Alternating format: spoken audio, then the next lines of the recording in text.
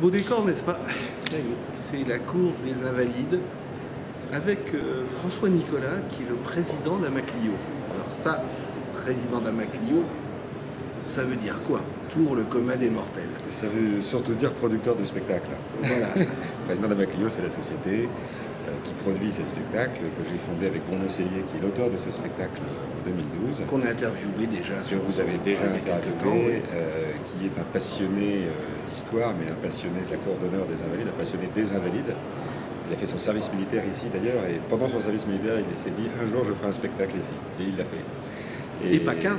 Et pas qu'un d'ailleurs, puisque nous en sommes à la 8e édition, et 500 000 spectateurs plus tard, nous sommes toujours là. Ce spectacle, visiblement, plaît beaucoup aux Parisiens, aux touristes étrangers aussi. Ils ont un condensé d'histoire. On ne peut pas tout dire, bien sûr, hein, parce que le spectacle dure 45 minutes. Donc on fait forcément des choix, des sujets historiques. Mais voilà, on est dans une cour d'honneur qui, pour moi, est la plus belle d'Europe en tout cas. Et entre nous, il y a Napoléon.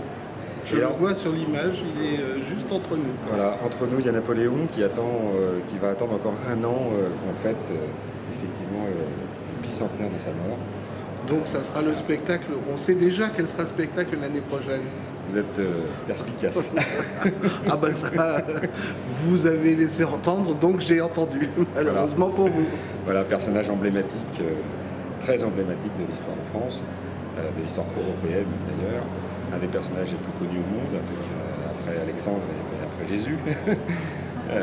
Mais effectivement un personnage qui a laissé des traces sombres pour les uns, glorieuses pour les autres. Donc on ne pouvait pas ne pas passer à côté de cet anniversaire de sa mort. Alors ce spectacle, 40 et quelques minutes, le soir, bon maintenant il ne reste plus que le mois d'août, donc ça commence aux environs de 22 h. C'est cela. Et ça raconte quoi?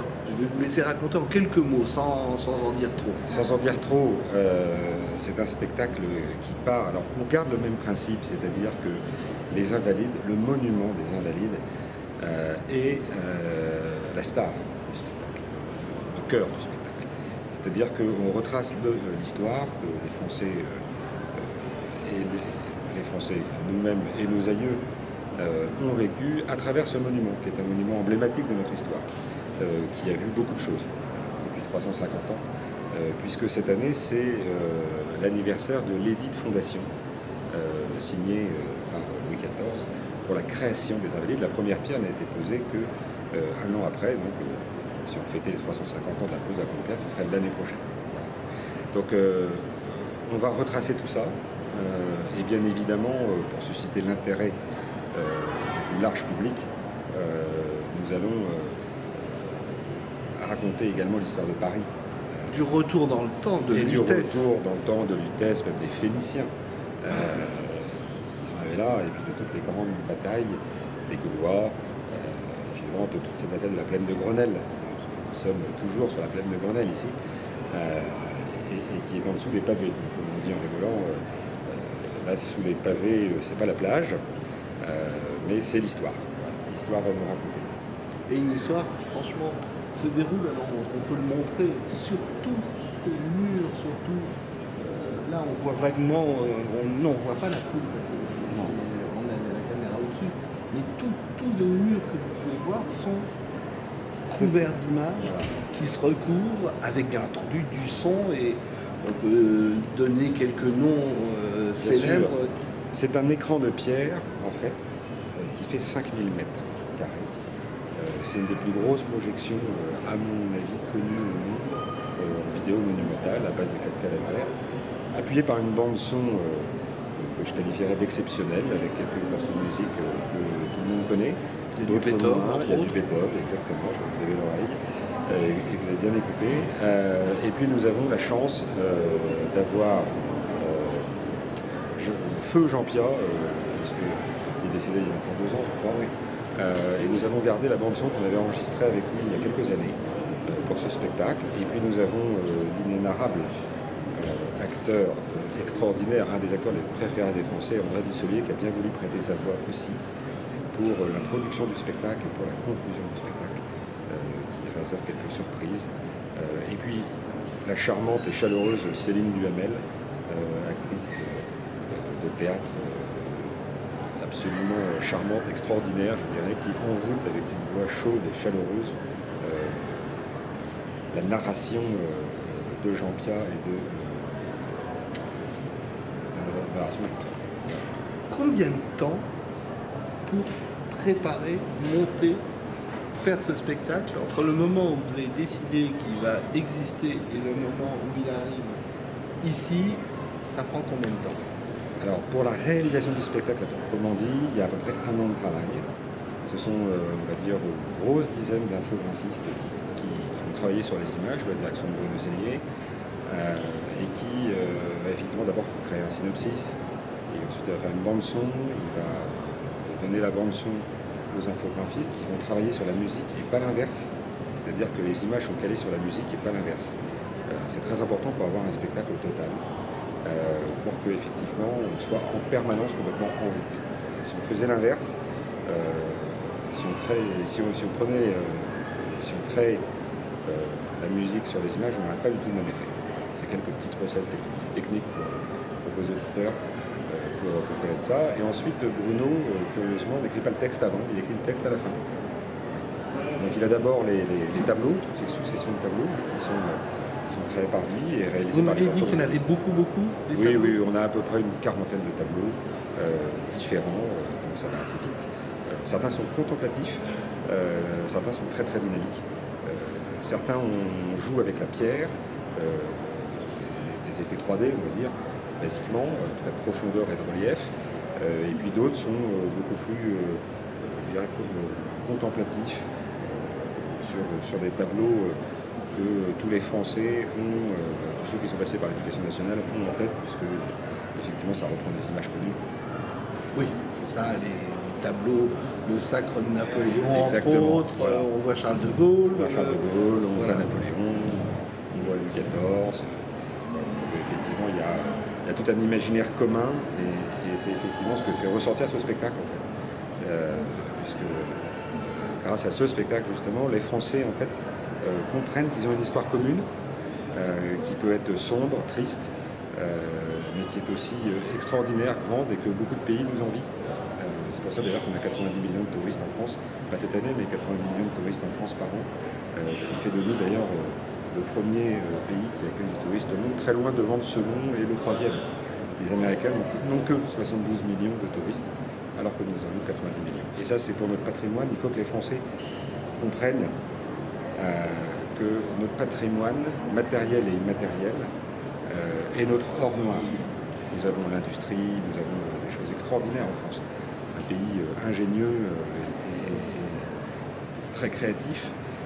Mais notre patrimoine aujourd'hui est une énorme chance, ce qui fait que la France reste un pays extrêmement visité dans le monde. On sait qu'on est en période Covid, est-ce qu'il y a quelque chose de... Bon, on le voit au niveau des places assises, c'est une rangée de personnes ensemble, et un siège vide, une rangée de personnes ensemble.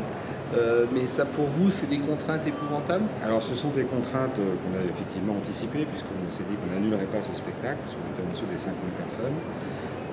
La préfecture de police nous a dit que ce sera 1750 pour 6000 m² de cours d'honneur.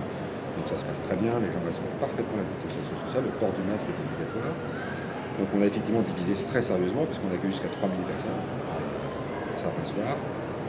Donc là effectivement ça se passe très bien. Il y a 500 places assises, et sur les 500 places, il y en a 300 qui sont occupées pour que par groupe il y ait toujours une distanciation de bonne aloi aujourd'hui. Alors je vais regarder vers le sud, mais alors ma vision ne me permet pas d'aller tout au sud, parce que je crois que tout au sud il y a Carcassonne.